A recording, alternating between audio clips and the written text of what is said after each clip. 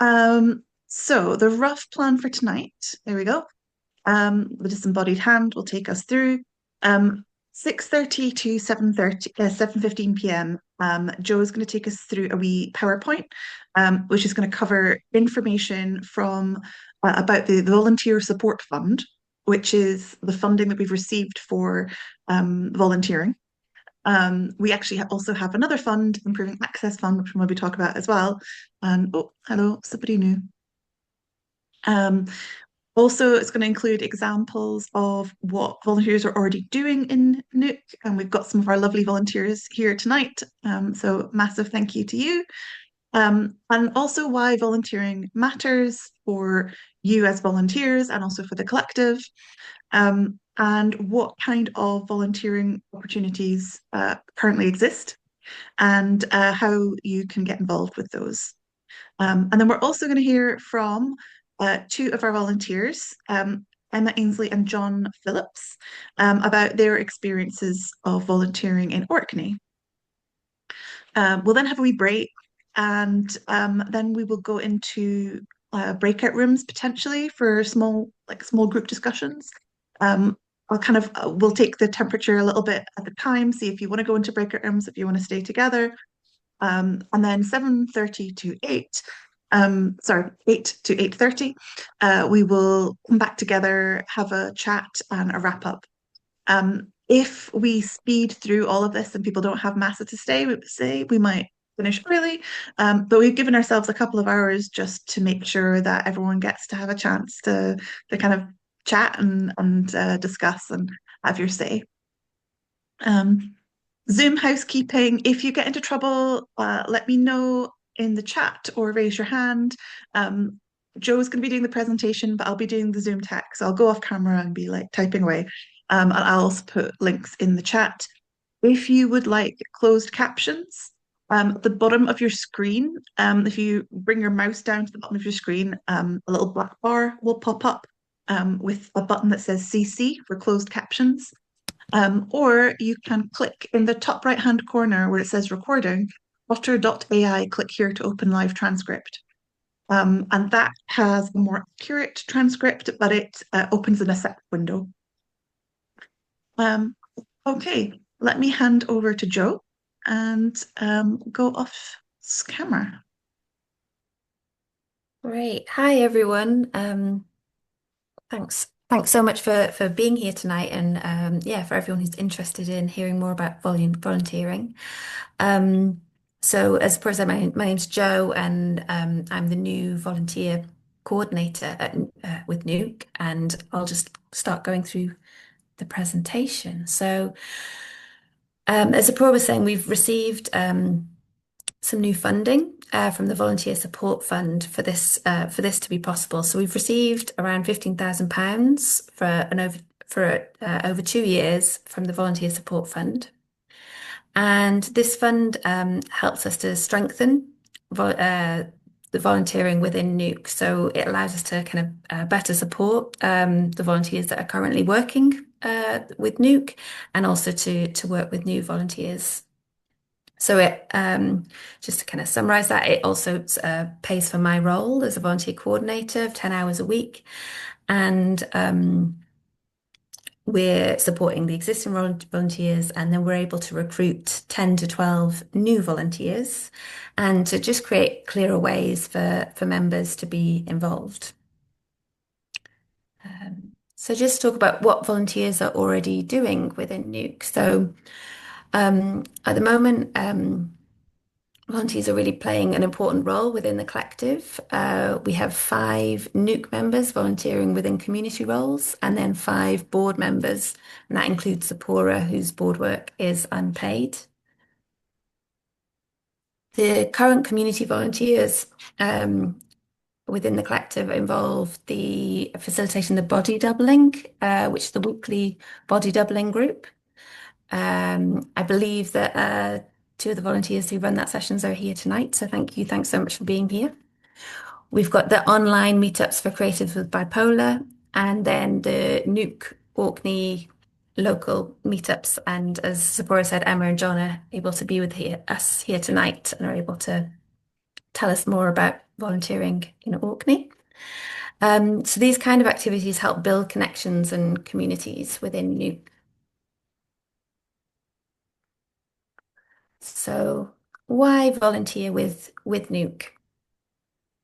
So volunteering is how membership help build the community they want to see. It's a way of contributing to and shaping the life and direction of the collective. When you volunteer, you are sharing responsibility for the collective, supporting each other, and creating the kinds of spaces and opportunities you want to exist.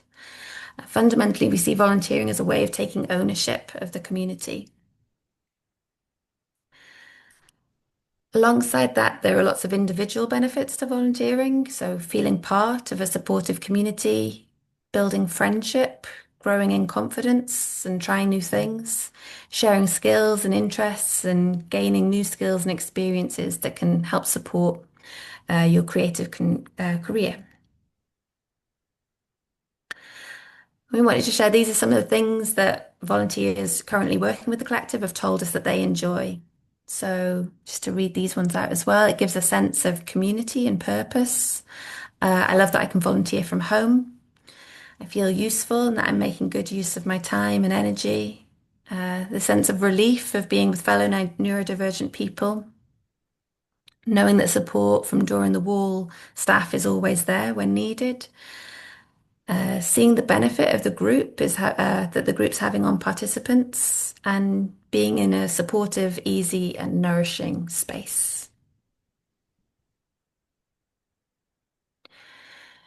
And then the other way around, what the volunteers make possible for Nuke. So the volunteers help create more opportunities for members to connect and to take part. They help support members to create activities in their local communities. They help members to reduce isolation for artists outside the central belt, living in the rural areas or who find it difficult to travel.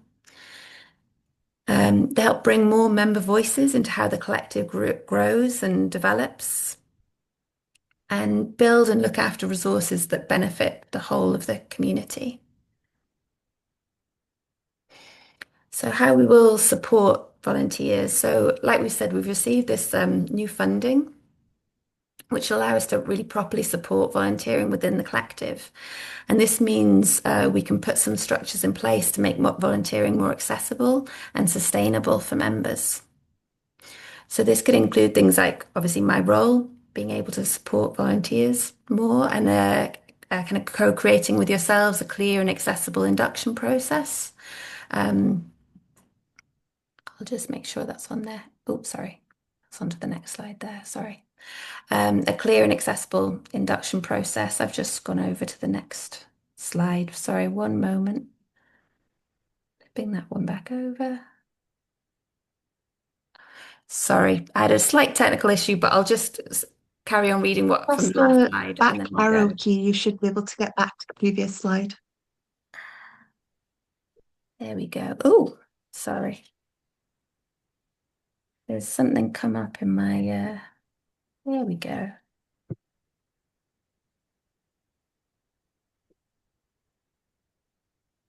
This one? Yes. Okay. Sorry. So I'll start this one again. So how we can support volunteers will be through my role, clear and accessible induction processes, and then better and clearer policies and training processes for important stuff like safeguarding, role descriptions, and so on. So for what that means for you as a volunteer. So you can expect flexible co-design roles that can help adapt and bring people's skills and interest and capacity to the forefront. Access support, including individual access plans where needed. So for example, that might include mentoring, tech support, or flexible hours. Training, mentoring, or coaching opportunities for volunteers. Regular one-to-one check-ins and well-being reviews. That'll be with myself, and the mentoring and training, just to be clear on that, that'll be from people outside and outside people coming in to do the mentoring and coaching. Paid expenses, so volunteering doesn't cost you anything. peer support opportunities, including optional monthly volunteer meetups, so kind of peer support groups. The ability to step back and return later without penalty if your circumstances change. And then lastly, the opportunity to develop skills or take on more responsibility within a collective over time. What you could do as a volunteer. So we've put some suggested roles onto the Padlets that I think people have already started. So thanks so much to everyone who's already fed back on those. And at the moment, there are four main areas that we suggest that volunteers could get involved in. So the first ones are peer-led creative meetups. Then we've got the access library and support. There's shared resources and knowledge, and then participatory governance and community input.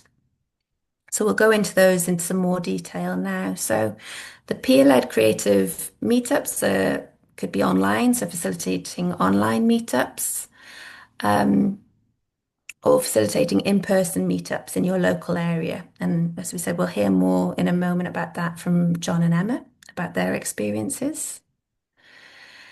The Access Library. So as some of you may know, we have an Access Library. We lend out access tools for individual artists and organisations to help people make events more accessible for neurodivergent and disabled people. We'd love members to be access librarians, and that could involve managing and cataloguing access equipment, supporting peers and organisations to borrow access tools. And it might involve an adopt a box scheme. So as the Access Library is based in Edinburgh, so because of the actual physical equipment, it would mainly need to be for volunteers who are based in Edinburgh. However, members out with Edinburgh could potentially adopt a box, and that could include hosting an event box of access equipment that local organisations in your area could use and borrow. So if that's of interest to you, then please do get in touch. Then the shared resources and knowledge. So another potential role could be helping to develop and maintain shared resources for members. So some examples could include looking after spaces like Padlet, creating an online resource library, gathering and organising useful tools and information and opportunities for the community. And lastly, the participatory and governance and community input. So you might be interested in things like policy or governance. Potential roles in this area could be things like taking part in advisory groups or small working groups, and the potential to run small member-led initiatives. So an example of that could be a member committee to allocate small micro grants. So it's good to remember these are just suggestions. We're really open to your ideas, whether that's what we talked through tonight, but also inputting onto the Padlet. And we're really happy to co-design roles with each volunteer so that roles can change over time depending on people's interests, skills, and capacity. So Neuk Local. So Neuk Local is a new part of our work that focuses on in-person community meetups.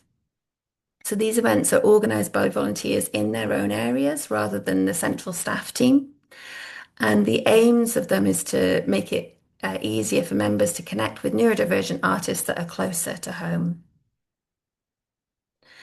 So we've already seen in the Central Belt how important these meetups can be, and they help people connect, share experiences, and build a sense of community in their local area. And we'd love to see more of these spaces develop across Scotland. Neuk local meetups are volunteer-led. They're shaped by local knowledge and circumstances.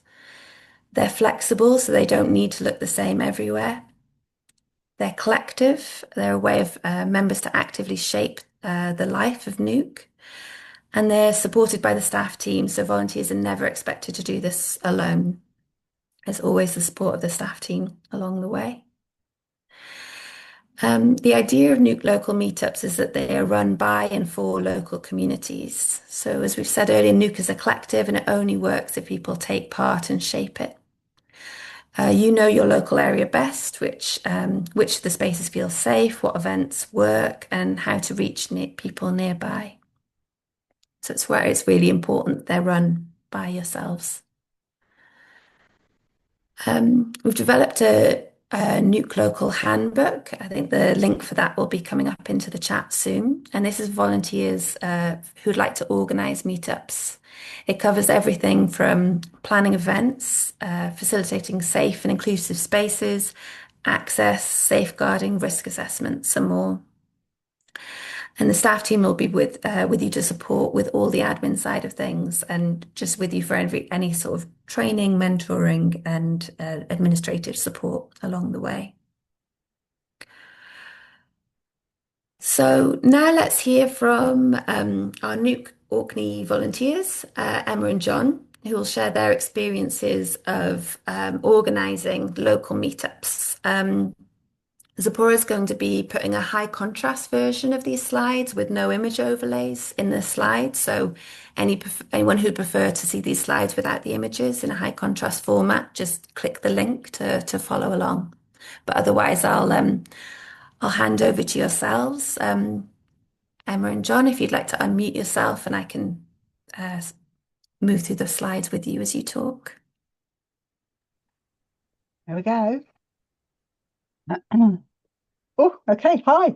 Hi there. Thank you. Thank you for the opportunity to talk about this. We're really excited about having had the chance to set up this group. Absolutely. And it's all really early days. I think we've delivered 4 monthly sessions so far. So it's feeling early days, but it is feeling like there's a good energy that's coming into it.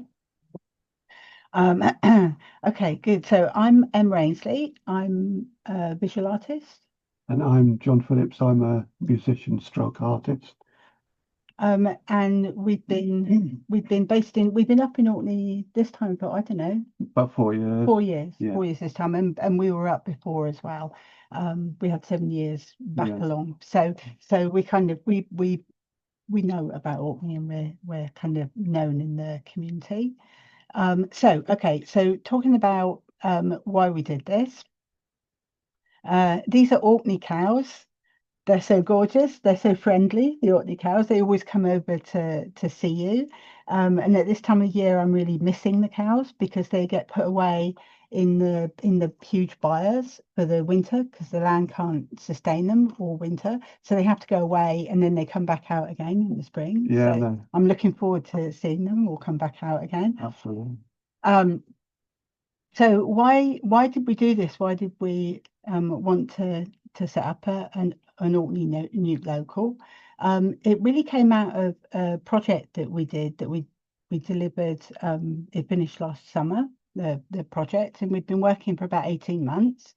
And it was a project working with 8 fellow neurodivergent creatives in Orkney to pull together a new piece of work that got shown in the summer last year.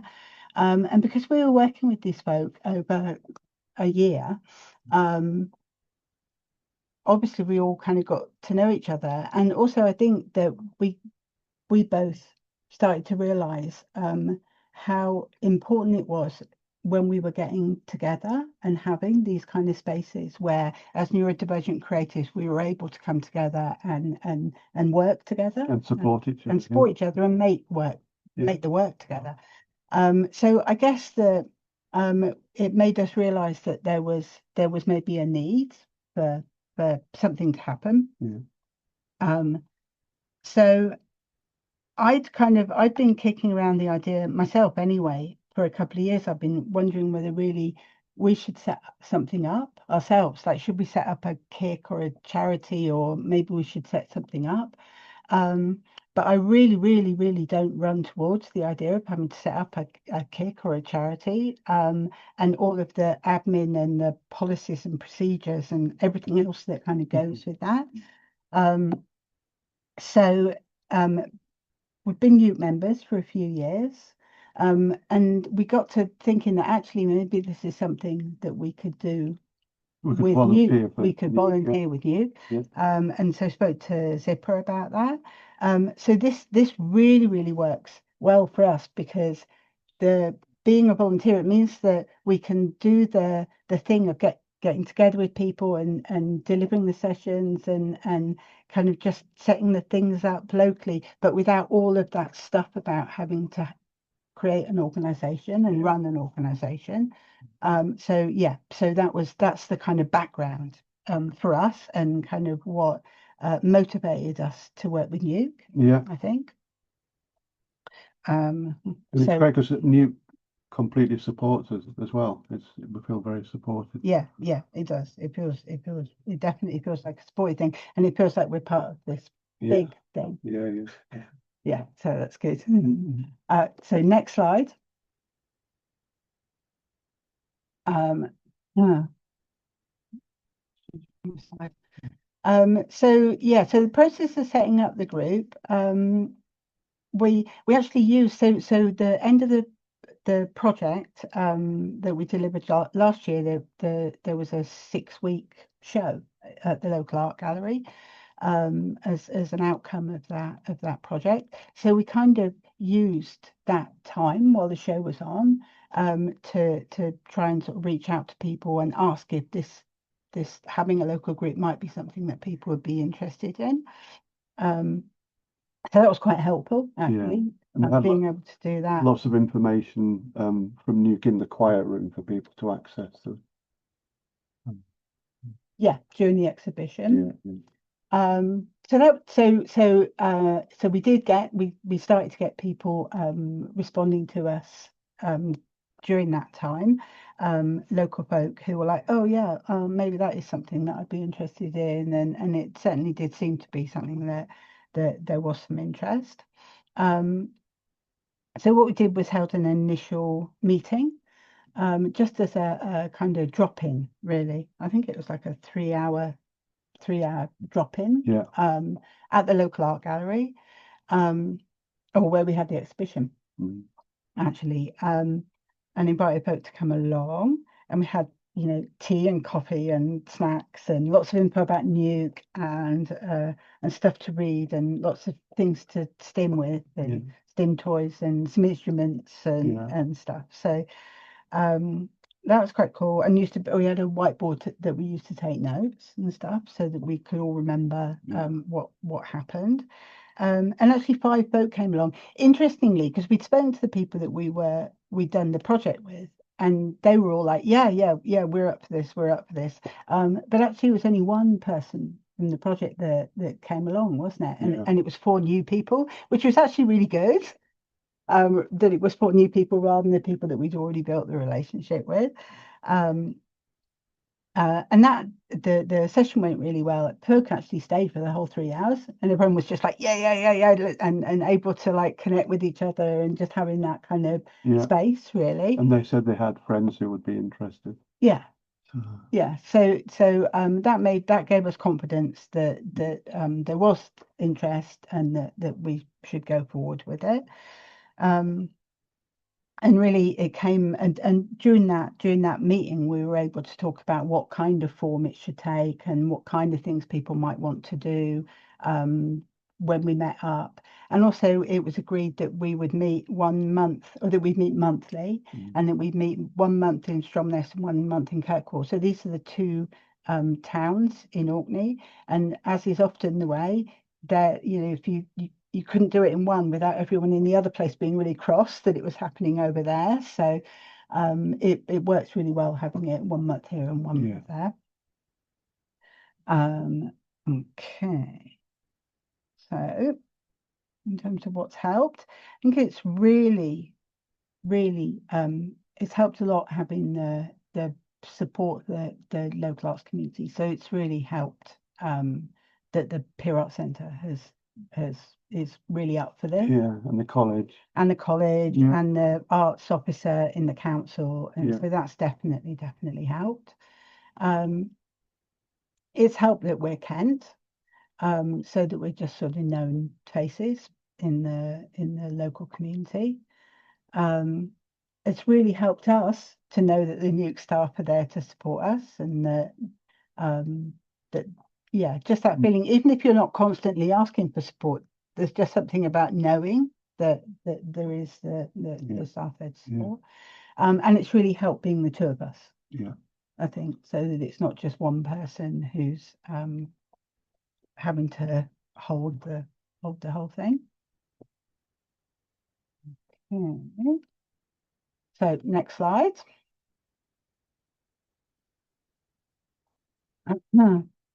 Thinking about what's worked well. It's worked well for us to have a purpose or a theme for sessions. We actually, it was really helpful that the Neuk exhibition was happening when we set up last year. The Neuk exhibition was sort of on the horizon, and the zine thing was on the horizon. So we on our first session we did a zine workshop. Zine workshop, and all kind of, well, not that we're experts on scenes, but we all figured it out together. So we all kind of had a go at making scenes and things. So that was good. So having a purpose, I think the way that, or it has, the way that we had the zine workshop, and we've not had any workshops. We've been more coming together to kind of explore stuff, I think. Honestly, it's kind of just the fact that everyone being able to come together and be in a neurodivergent space, and to feel like it's a safe space. And I think that, because it's really early days, isn't it, in what we're doing. One we've done, so I think just the whole kind of thing about coming together has been the thing, really. So having regular venues and dates and times, that helps. So the Stromness Kirkwall thing, and we've managed to get the same venues in the two places as well. That's been helpful, and we've decided actually that we're probably going to just start doing the last month, isn't it? The last Saturday, sorry, last month. Yeah. The last Saturday of the month, because I think it will probably be good just to have a regular, so everyone can get into, oh yeah, that routine, and that opens, with the routine of it. Yeah. So it's helped to use our local network to promote the meetups. So the folk that we know, and the organisations like the Peer, the Art Centre will put stuff on their Facebook page and promote stuff, and in the gallery. And the arts officer with the council puts it out on the mailing lists, and Louise at the university, at the art college, she puts stuff up there and puts our posters up and stuff. So that's really helped, using that local network. And I think it's really helped to not take too much control, and just to allow things to emerge from the group, and to allow it. It can be a bit, it can be a bit hard sometimes to allow things to happen, because it can be like, will it work, and what might happen and what might emerge? But actually things have emerged, and things do emerge. And like we've had these kind of themes for each month, and the theme has been what's emerged from the month before, from the session meet up before. So it's not stuff that we've kind of decided that this is what's going to happen.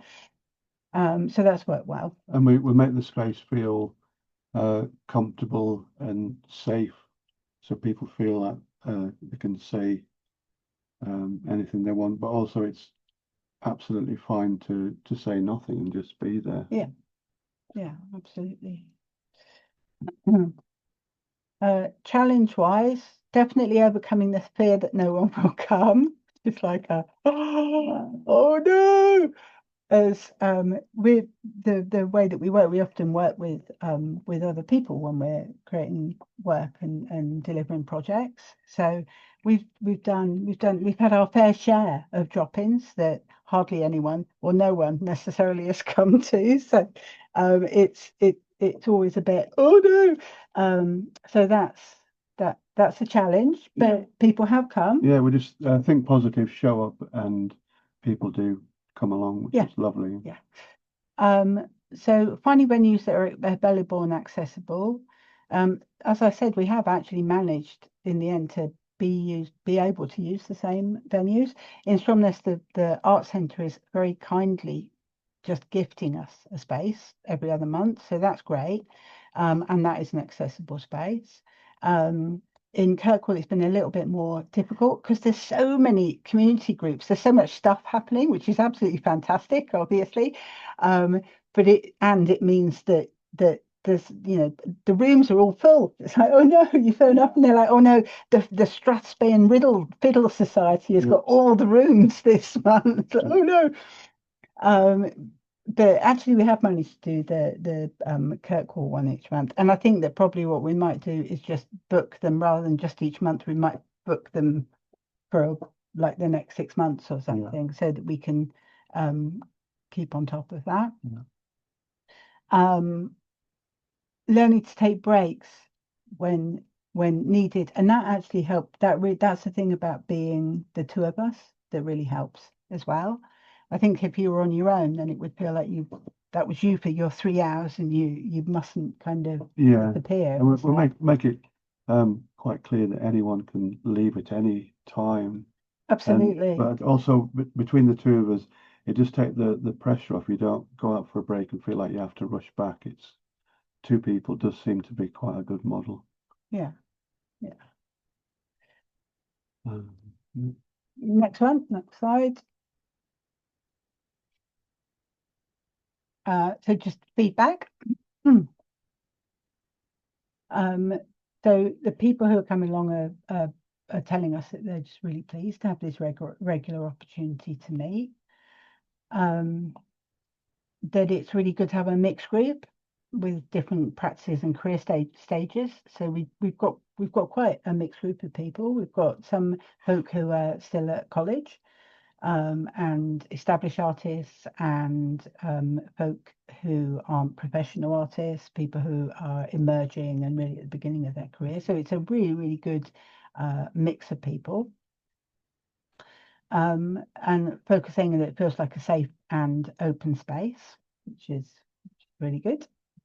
And it's inspired folk to get back into making work as well. We've had a couple of people that have said, actually this has made me get back into actually doing stuff.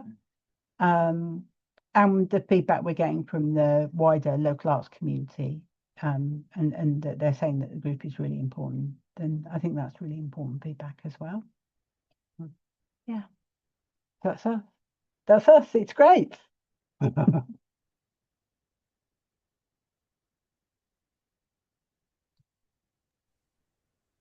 Thank you so much, Emma and John. Thanks so much for that. It's really inspiring to hear all about what you've been doing and what you've achieved in such a short period of time as well. 4 sessions. So it's great. Thank you. I can't hear you, Joe. Oh. Can you hear me? I can hear you, Joe. You can hear me? I can't hear Amy. It might be Yeah, us. so I don't know if it's Maybe I'll turn my volume up a bit more. Is that better? Can you hear me now? How about that, Emma and John? No? oh, Can everyone else? Can everyone can else you hear hear me, Emma and John? No? No. Okay. 1 sec. Okay.